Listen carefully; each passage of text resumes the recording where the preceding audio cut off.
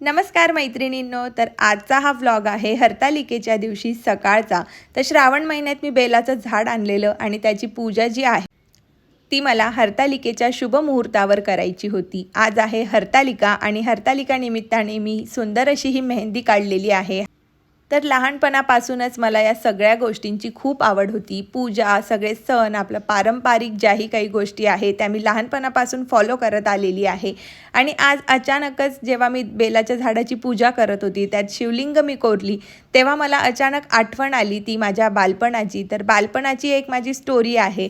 महादेवाच्या सेवेत मी वयाच्या 12व्या वर्षी आली, जेव्हा मी 5वीत होते. तर 5वीत असताना मी पिंपळाच्या झाडाच्या सेवेपासून आपल्या महादेवांची सेवा जी आहे ती सुरू केली. आणि जेव्हा हा क्षण आला ना, जेव्हा मी पिंड कोरत होती त्या कुंडीमध्ये, तर तेव्हा अचानक मन असं भरून आलं आणि सगळ्या बालपणीच्या आठवणी ज्या आहेत त्या अचानक जाग्या झाल्या. त्या कशा? तर जेव्हा मी 5वीत होते तेव्हा आमच्याकडे पिंपळाचं झाड होतं आमच्या गावी, जिथे जेव्हा मी आजीच्या घरी राहत होते. तर तिथे पिंपळाच्या झाडाची सेवा करावी असं एका साधू संतांनी सांगितलेलं.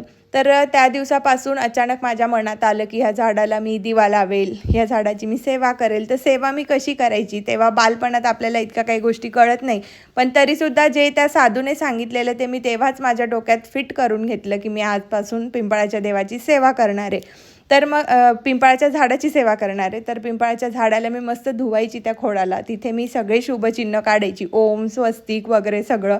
आणि 3 विटांचं छोटंसं घर बनवून त्यात एक दिवा लावायची. आणि जीही काही खालची माती आहे ती सगळी साईडला करून तिथे छान अशी छोटीशी रांगोळी काढायची.